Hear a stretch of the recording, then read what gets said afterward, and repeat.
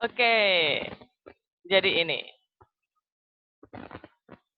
Unit analisis, sesuai dengan yang di dokumen saya itu, mengandung maksud unit atau objek yang dijadikan sumber penelitian. Jelas ya, saya ulangi lagi di sini. Dia adalah objek, konsep, variabel yang akan kita teliti. Jadi kalau kamu mau meneliti hubungan karakter kepemimpinan Bu Reni terhadap kebijakan yang diimplementasikan atau implementasi kebijakan mata kuliah politik internasional. Maka kan yang diteliti kan karakternya saya. Iya, Bu. Dan bagaimana itu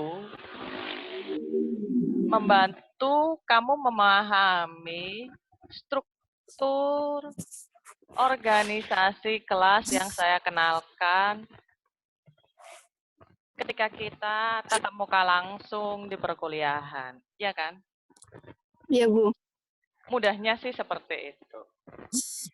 Unit analisis juga mengandung pengertian apa yang akan diteliti, apa yang hendak dijelaskan, dan apa yang akan dikaji.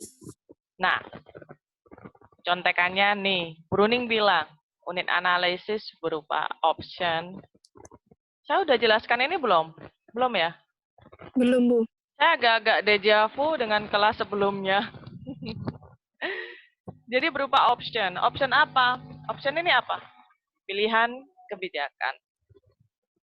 Kamu kalau mau membuat putusan, pasti punya pilihan-pilihan calon putusan, ya kan? Iya, iya. Nah, kita mau pacaran dengan siapa nih? Kita kan pasti punya alternatifnya. Mau sama Bertrand Antolin, atau Indra L. Bruggman, atau Tom Holland, atau Chris Hemsworth, atau Chris Evans, ya kan? Iya, Bu. Semuanya ganteng, Bu. Iyalah, jangan sampai cantik. Tapi kan kamu hanya bisa pacaran dengan satu orang, kan? Duh, mati lampu. Aduh, saya lupa.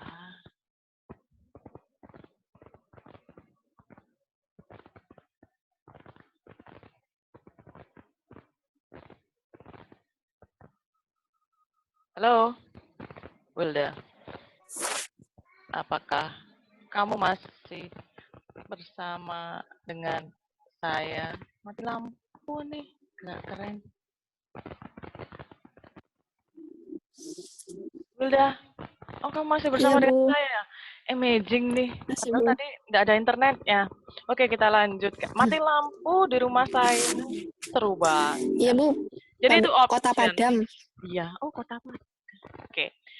Kemudian ada decision yang sebagai unit analisis. Decision kan intinya kamu putuskan mau pacaran sama siapa. Tapi kan kamu nggak bisa membuat putusan tanpa dipikir dengan logis kan. Iya, Bu. Misalnya dari 5 pilihan tadi itu, kamu pilih pacaran sama siapa? Sama yang paling ganteng, Bu. Siapa? Kan ada Chris Evans, Chris Hemsworth, Tom Holland, Indra L. Bruggman, Bertrand Antolin. Yang mana nih? Indra aja, Bu. Oh, Indra L. Bruggman. Suka yang lokal ya. Kan Yang akan lokal aja. Kenapa kok pilih Indra L. Bruggman? Takut corona kalau luar, Bu. Masih corona. Oke, apalagi? Bisa dijangkau, Bu, kalau mudik. Ih, keren banget. Oke, 2 alasan tadi itu adalah reasoning. Hal yang berproses di kepalamu untuk mencerna sesuatu dan menganggap dan menghasilkan alasan-alasan yang menghasilkan tindakan kamu kemudian memilih jalan dengan indra L. Brookman daripada yang lainnya. Itu disebut dengan reasoning. Lah, ketika kamu memilih indra L. Brookman itu disebut decision, putusan. Nah, ya kan? Kemudian ada yang disebut behavior. Behavior ini adalah tindakan melaksanakan putusan. Apa tindakannya kalau kamu udah misalnya ditambah L. Brookman, terus kamu nerima, apa yang kamu lakukan? Banyak, Bu. Banyak yang dilakukan. Kan pacaran dulu dong. Ketemuan dulu kan. Kopdaran lah. Kan gitu. Pendekatan. Jangan yang lainnya dulu. Ketemu sama orang tuanya Endel Brookman mah nanti setelah proses panjang berjalan, ya kan? Endel Brookman Bu. ketemu sama ortumu juga gitu, ya kan? Itu adalah salah satu yang disebut dengan behavior. Tindakan melaksanakan decision. Outcome-nya apa? Outcome berarti Dampak. hasilnya. Hasil, dampak, Atau manfaat, ya, harapan. yang berdampak. Yang berdampak dari hubungan itu, Bu, antara Iya. negatif dan positifnya. Ya, dampak positifnya apa, dampak negatifnya apa. Paling gampang deh, kalau kamu pacaran sama seseorang, kamu pengen endingnya nikah kan? Iya. Itu outcome. Dampaknya banyak. Hidup tak sendiri lagi, makan ada yang nemenin, ya kan? Pergi ada yang nganter, bayangkan aja. Kamu bersama Indra L. Brookman kemana-mana, ya. Ketika misalnya kamu berasa dengan the most handsome person in Indonesia and is bachelor itu tajang, ganteng lagi kayak. Kamu timbul perasaan tidak nyaman enggak? Timbul, Bu. Apa? Apa ya? Ayo. Kamu belum pernah punya pacar yang ganteng banget, ya sedih, nggak tahu gimana rasanya. Belum ya. Rasanya adalah ketika pacarmu kemudian dilirik oleh teman-temanmu. Iya kan? Iya, Bu. Terganggu kan? Sangat terganggu. Sangat terganggu. Tuh. Siapa itu? Itu si Ayu tuh. Udah balik dia. Kita nggak benar-benar kuliah ya. Kita kuliah kehidupan. Iya, Bu. Ya, itu adalah outcome. Kamu merasa terganggu punya pacar paling ganteng. Semua tidak bisa mengalihkan pandanganmu dari pandangannya dari pacarmu yang seperti Indra L. Brookman. Saya aja kalau Indra L. Brookman lewat itu mencoba untuk mendekat. Mengabaikannya itu sulit. Katanya siapa? Afgan. Kehadiranmu mengalihkan duniaku. Iya nggak sih? Iya, Bu. Ya, seperti itu. Itu menurut Bruning. Unit analisisnya jelas. Kamu boleh meneliti alternatif kebijakan. Proses seorang presiden misalnya mengambil suatu putusan dari sejumlah alternatif atau tindakan menjalankan kebijakan itu atau hasil atau dampak entah positif, negatif, menyenangkan atau tidak dari kebijakan tersebut. Itu yang diteliti. Suara saya ada 2 ya? Enggak, Bu, ada 1. 1 ya? Ya, ada jangan sampai ada 2. 1 aja tugasnya bejibun, apalagi 2 ya? Kendat nanti. Lanjut. Ini adalah tabel yang singkat cerita apa yang disampaikan oleh Bruning. Dia menyebut ada level analisis. Ada 3. Kalau kalian menggunakan 3-tiganya, maka kalian dianggap melakukan kajian menggunakan pendekatan multi level, yakni individual state dan system. Kalau individu, yang kamu teliti berarti option decision. Kalau kamu meneliti behavior, maka kamu meneliti menggunakan level analisis state negara. Kalau kamu meneliti tentang outcomes, maka jelas kamu menggunakan level analisis system. Ini adalah petunjuk mudahnya. Jadi jangan sampai saling silang. Meneliti outcome, tapi level analisnya individu.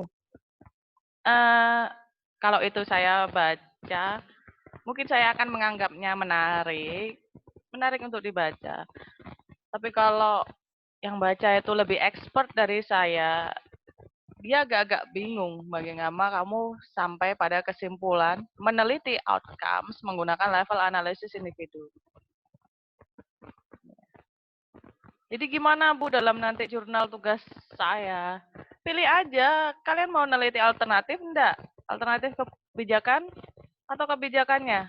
Ya berarti pakai individu. Kalau mau neliti bagaimana kebijakan dijalankan, levelnya negara, state. Mau neliti tentang outcomes, levelnya sistem. Misalnya nih, kamu pacaran sama Endel Brookman di tengah-tengah UPM. Itu yang merespon kan seluruh UPM. Iya Iya, kan? Bu. Ih, siapa Wilda ya? Indra Brookman kok mau sama Wilda? Oh, Wilda itu orangnya menyenangkan dan dia memang banyak teman artisnya. Jadi wajar kalau Indra L. Brookman kemudian merasa nyaman di dekatnya Wilda. Sistem. Amin, Bu. Sistem. Amin. Gitu ya, Bu. Iya. Amin, Bu. Tak aminin ya, Bu ya. Atau nggak seganteng Indra L. Brookman lah. Tapi cukup perhatian dan peduli dan mengagumimu itu udah cukup.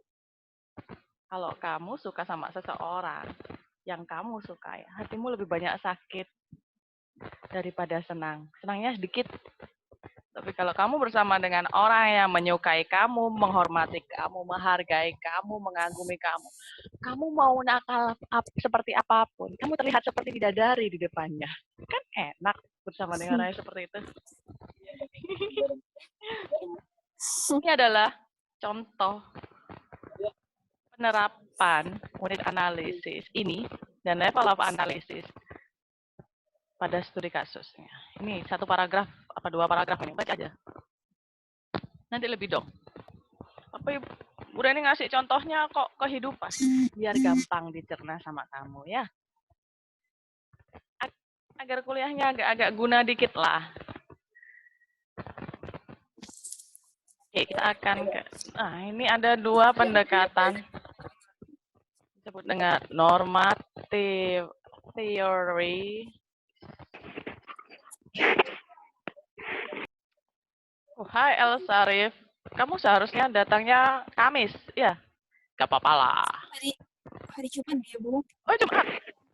Iya, Minggu hari Jumat. lalu. Kan hari Jumat masuknya. Yang Oh ya, datang saat itu, Bu. Oh ya. Oh ya, dia Jumat. Kalian nggak mau pindah? Oh ya. Halo. Iya ya. Saya lanjutkan ya, Sarif. Oke, ini ada dua pendekatan yang bisa digunakan. Ada normative theory of rationality. Artinya apa? Teori normatif suatu realitas. Rasionalitas. Rasionalitas adalah proses berpikir yang ada di otakmu tadi. Normatif teorinya apa? Normatif teori ini bahasa lainnya itu mirip-mirip dengan idealisme. Idealnya bagaimana? Kamu kan idealnya milih seseorang yang ganteng, tidak terpapar corona, mudah dijangkau kalau mudik, ya kan? Tapi kalau kamu memilih di luar rasionalitas yang ada dalam akalmu, maka itu bukan lagi normative theory of rationality. Disebut dengan mana dari empirical theory of rationality. Misalnya, ini adalah proses berpikir bahwa rasionalitasnya adalah berdasarkan pengalaman-pengalaman teman. Saya menyimpulkan, lebih baik kamu bersama dengan orang yang menyukai, menghormati, menghargai, mencintaimu, menyayangimu, daripada bersama dengan orang yang kamu cintai, hargai, menghormati, dan kamu sayangi.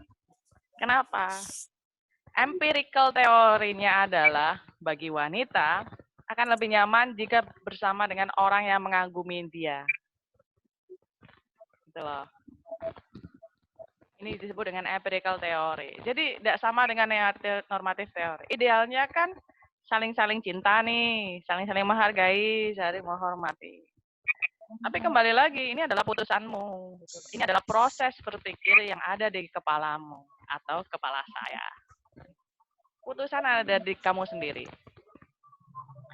Bahasanya yang lebih sulit adalah normative theory of rationality memungkinkan kita menggunakan model perilaku rasional dan menilai perilaku sebenarnya menggunakan model tersebut. Bingung nggak sih? Ya, contohnya nih, model ini dikenalkan oleh Allison dalam bukunya bla bla bla, Simon Human Nature in Politics, atau Thomas Hobbes, Human, Eating Human, Homo homini lupus. Itu adalah salah satu normative theory of rationality, atau malah empirical, tergantung penjelasan kalian. Boleh Bu pakai teori. Boleh kalau teori itu bermanfaat membangun penjelasan yang akan kalian berikan secara konkret. Tahu konkret? Konkret itu kokoh, kuat, seperti beton. Itu konkret. Jelas. Jadi kalau kalian jalan ke sandung beton, sakit kan? Jelasnya. Jangan menggunakan teori yang membuat penjelasan kalian lembek seperti agar-agar. Ketika kalian injak, kalian bahkan tidak bisa melihatnya ada agar-agar di situ di depan kalian, ya. Jadi gampang membuat kalian tersesat. Jangan gunakan teori yang justru lemah. Gunakan teori yang kuat. Bangun seperti konkret, katanya Katy Perry atau lupa saya. Dan lain-lain. Atau idealnya itu seperti ini, membandingkan pendekatan normatif dan pendekatan rasional empiris. Nih, kita mulai dengan, kita bertanya pada diri sendiri. Apakah situasi ini memerlukan suatu putusan? Oh, sama. Prosesnya. Apa relevansinya dengan tujuan kebijakan politik internasional? Kalau empiris, who were the relevant decision maker? Siapa pembuat keputusan yang paling relevan atau yang paling pantas? Tidak kan pertanyaannya? Tapi kalau kalian baca ini sendiri, agak-agak mumet. Jadi gampangnya seperti tadi. Atau, Bu, saya lebih suka sedikit kesulitan karena itu membuat saya lebih kuat. Baca ini, ya. Keren. Nggak ngerti, Bu, saya bahasa Inggrisnya. Google Translate. Bu, saya pahamnya bahasa Jerman. Google Translate. Mau di bahasa Jawa kan, Bu? Boleh. Bu, saya apalnya bahasa Madura. Terserah kowe. Oke. Bu, saya bikin jurnalnya bahasa Madura, boleh. Kalau ada yang nerima, beritahu saya. Oke? Ada yang paham. Saya mungkin belum tentu paham. Tapi tidak apa-apa lah. Keren pasti. Keren banget loh pakai bahasa lokal jurnal itu. Saya aja tidak bisa buat.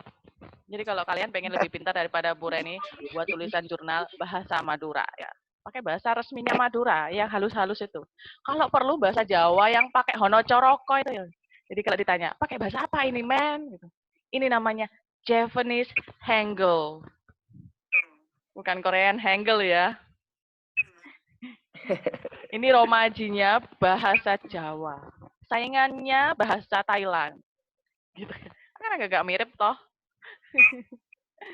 Lanjut. Itu adalah unit analisis. Lah, ini menurut siapa ya? Oh, masih dalam Browning. Kalau ditanya, Bu, faktor-faktor dan dampaknya itu terletak di mana? Unit analisis atau unit eksplanasi? Mestinya kalian tanya seperti itu ke saya. Ya. Ayo coba, Sarif, kamu ulangi pertanyaan saya. Jadi seolah-olah kamu bertanya pada dosen. Gitu loh. Ya, Rif. Mana? Bentar, Ya. Rif. Ya. Apa, Rif? Pertanyaannya, Rif. Saya masalahnya nggak begitu ngerti bahasa Inggris, Bu. Ya Allah, di depanmu itu loh bahasa Indonesia, yang bahasa Inggris cuma gambarnya doang. Oh, Bro ini juga menjelaskan kaitannya penyebab yang terdiri atas faktor-faktor. Berarti faktor-faktor dan dampaknya, Bu Reni, faktor-faktor dan dampak dalam gambar di bawah ini gimana, Bu? Pinter, Rif. Hai. Itu pertanyaan yang indah di telinga saya. Asik. Masa kamu saya SP mau bertanya ke saya? Nggak mungkin toh. Di mana letak faktor-faktor dan dampak yang itu loh yang sering diteliti di skripsinya ya, kalau kalian hadir di sempro, faktor penghambat, faktor pendukung. Itu letaknya di mana, Bu, dalam mata kuliah ini, metodologi ini? Faktor-faktor dan dampak itu letaknya pada unit eksplanasi. Dia yang menjelaskan apa yang kita teliti. Tadi kan yang jadi unit analisis, option, decision, behavior, outcome. Ada lagi yang faktor yang berkontribusi terhadap kejadian, tindakan, decision, behavior, sampai outcome. Ini jadi unit analisisnya. Unit eksplanasinya adalah decision-nya sendiri, behavior-nya sendiri. Jadi faktor. Masuk unit analisis. Dijelaskan oleh decision, behavior, sama outcome. Causes, sebab-sebab, dijelaskan dengan pengaruh. Apa yang memengaruhi sebab A? Apa yang memengaruhi sebab Bu Reni menjalankan kuliah daring? Apa yang memengaruhi? Penyebaran COVID-19. Instruksi Kemendikbud nomor sekian. Instruksi LL Dikti nomor sekian. Ada tuh nomor berapa yang LL Dikti? Bentar, saya cari tahu. Instruksi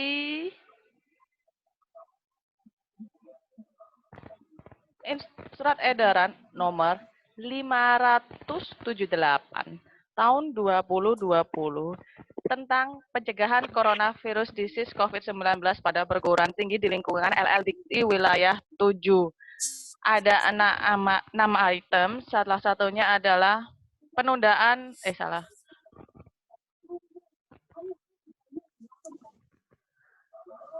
penghentian sementara kegiatan akademik khususnya modus pembelajaran tatap muka dan menggantikan dengan modus belajar dari rumah atau pembelajaran daring bagi mahasiswa. Tertanda Kepala LL Dikti 7, Profesor Dr. Insinyur Suprapto DEA, lulusan Perancis ini. Nomor NIP 196006241987001001. Nggak ngarang saya. Lanjutkan.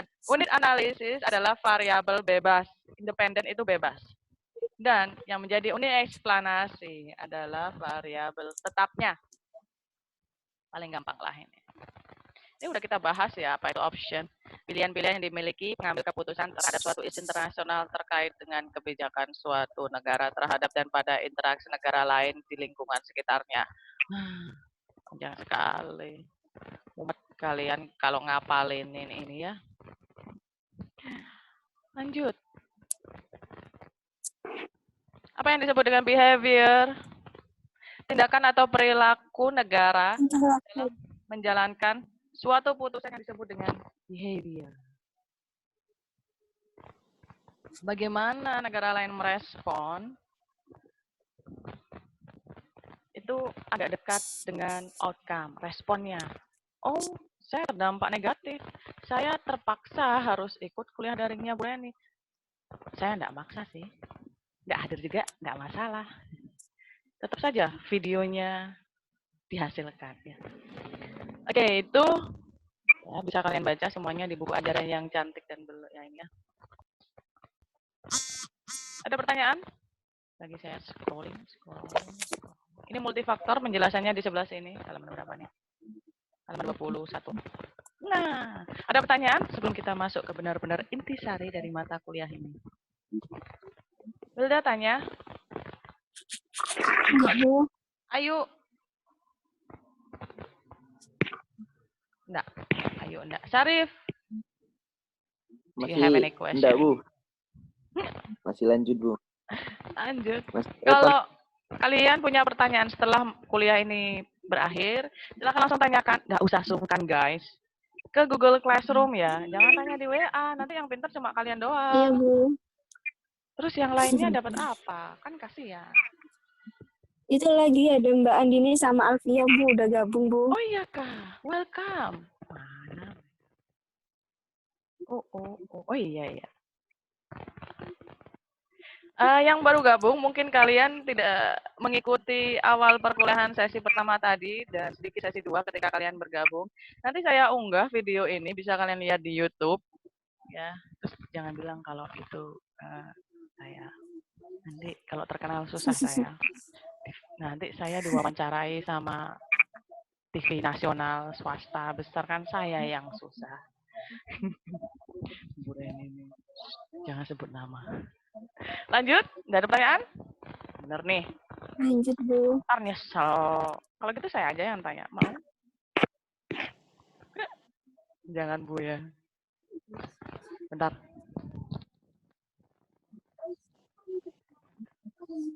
Lanjut. Nah, ini adalah hal-hal yang sebelah kiri adalah unit analisis. Oke. Are you with me, guys? Oke. Sebelah kanan adalah unit eksplanasi. Unit eksplanasi menjelaskan yang kiri. Misalnya nih kalian mau punya judul.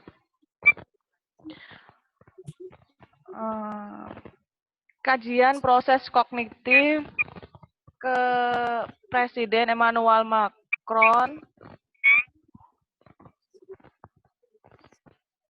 menggunakan metodologi kajian kebijakan politik internasional. Maka untuk menjelaskan proses kognitif itu, di dalamnya harus ada konsep pengaruh kognisi pada reasoning yang dilakukan Emmanuel Macron sehingga ia mengambil putusan kebijakan A. Bagaimana pengalaman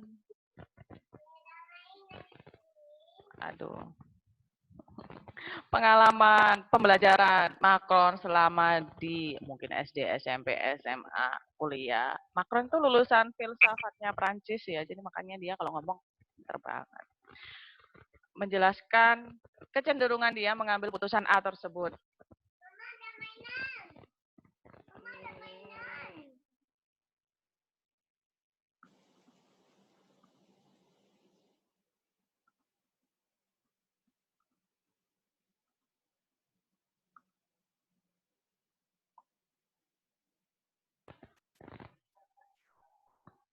Dan misalnya bagaimana emosi memengaruhi Emmanuel Macron cenderung memilih atau mengambil putusan A. Apakah ketika mengambil putusan, astagfirullahaladzim.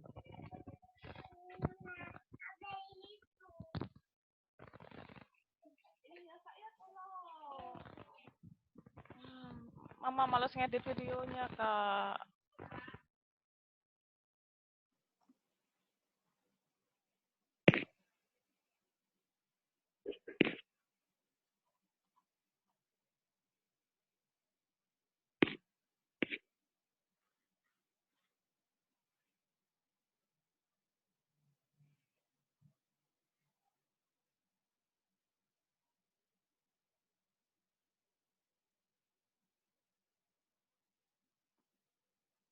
Ya, sorry. Itu tadi iklan. Iklan Balita. Illness, sakit. Kalian kalau sakit disuruh untuk mengambil putusan, kan putusannya tidak bisa optimal kan. Jadi itu memengaruhi proses kognitif reasoning di dalam kepala kalian. Itulah yang menyebabkan illness bisa menjadi penjelasan jika seorang presiden mengambil putusan yang kurang menguntungkan negaranya. Ini ada contohnya sih, tapi saya tidak bisa sebutkan nama presidennya di sini. Oke, kalian cari-cari sendiri di buku sejarah. Si Ayu tahu ini siapa yang saya bicarakan. Itu. Lah, satu ini cognitive leader sama small group cognitive process sama leader personality dan orientasinya ini menggunakan level analisis individu. Dan unit eksplanasinya kalau kalian meneliti kepribadian presiden ialah pendekatan menggunakan kode operasional, analisis kode operasional. Ini agak-agak kuantitatif. Kalau kalian mau melakukannya maka ya enggak apa-apa sih, boleh. Kalau udah bisa melakukannya jangan lupa ngajarin saya ya. Kemudian studi motivasi dan psikobiografi. Psikobiografi ini meneliti karakter presiden menggunakan teori-teori yang applicable diimplementasikan dalam pendekatan psikologi. Itu ada 10 minutes warning dari sistemnya. Dan studi orientasi kebijakan politik luar negeri pemimpin global atau presiden. Itu bisa digunakan untuk menjelaskan leader personality. Okay. Small group dynamics, organizational process, bureaucratic politics, culture and identity, serta domestic political contestation. Lanjut ke bawah. National attributes, ini semuanya adalah menggunakan level analisis state atau negara. Birokrasi kan bagian dari negara, bagian dari struktur negara. Struktur itu kayak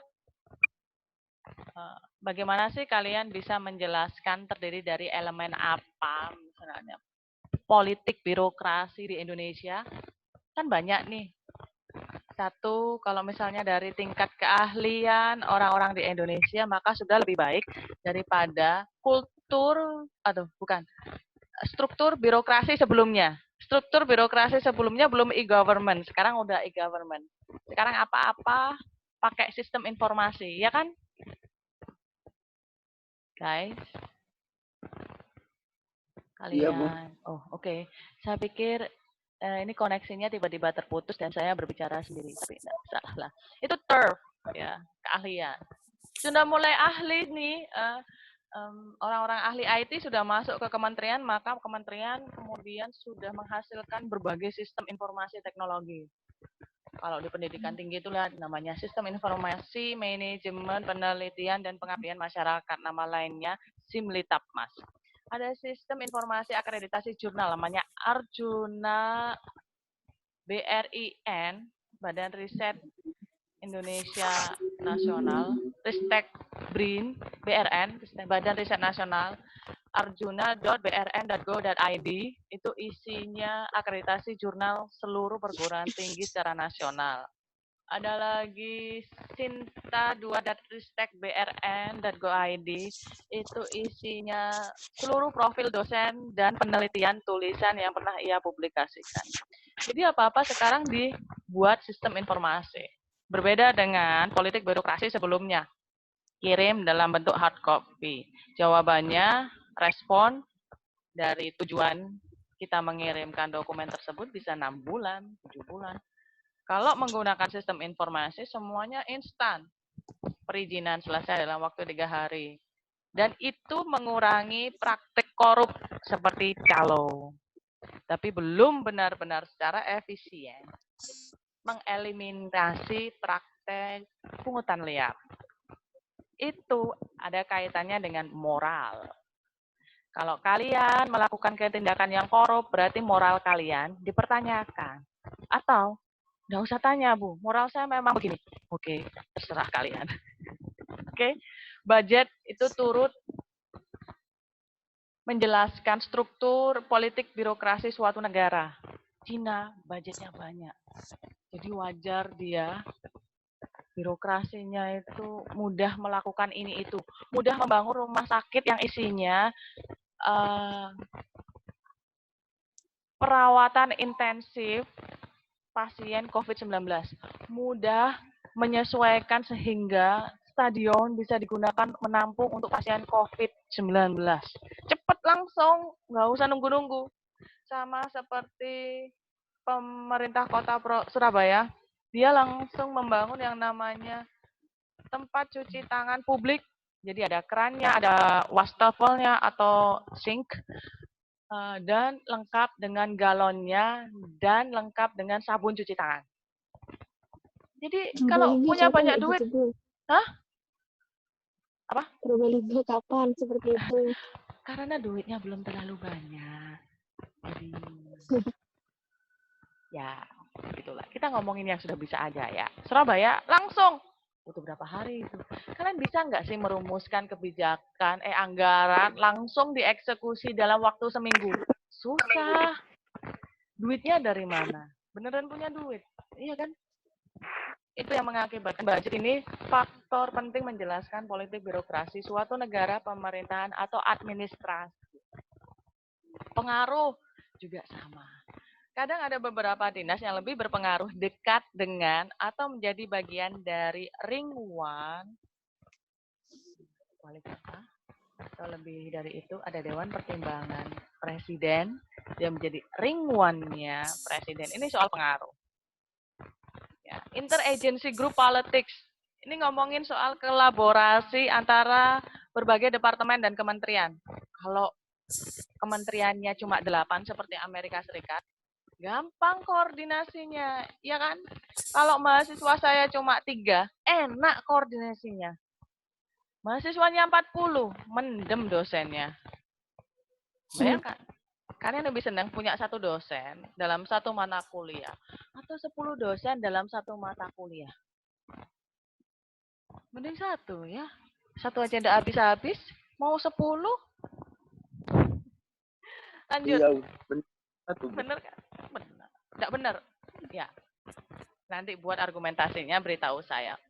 Kultur dan identitas. Nih kalau kalian mau meneliti suatu negara yang kulturnya sangat kuat, tergantung kasusnya apa. Indonesia, kultur korupsinya yang kuat.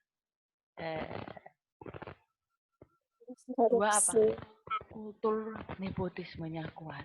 Kalau ada orang dalam, tidak perlu surat-suratan. Suratnya bisa menyusul, ya kan? Kalau kalian kenal dengan saya sebagai dosen, saya kulturnya longgar ya, kalau mata kuliah ya. Tapi jangan bilang di sini, nanti diketahui oleh netizen. Nggak enak. Oke? Kultur dan identitas, ngomongin soal perasaan bagian dari suatu bangsa, itu disebut dengan nasionalisme. Atau kalian lebih suka disebut sebagai warga Indonesia atau orang Madura? Ini soal identity politics. Saya lebih suka disebut orang Indonesia atau orang Madura? Ini soal politik identitas yang suka jadi masalah itu. Kalau saya lebih suka disebut Muslim, Indonesia juga suka. Hidup Indonesia Raya ya. Investigasi identitas melalui catatan sejarah dan wacana sejarah. Apa? Tanyakan di Google Classroom ya. Saya cuma punya waktu 2 menit lagi. Kontestasi politik domestik. Oh, ini bisa menjelaskan pemilu yang terjadi di Indonesia dan memprediksi bagaimana jika presidennya yang hari ini atau bukan presiden yang hari ini. Itu bisa dijelaskan dengan meneliti tipe-tipe rezim.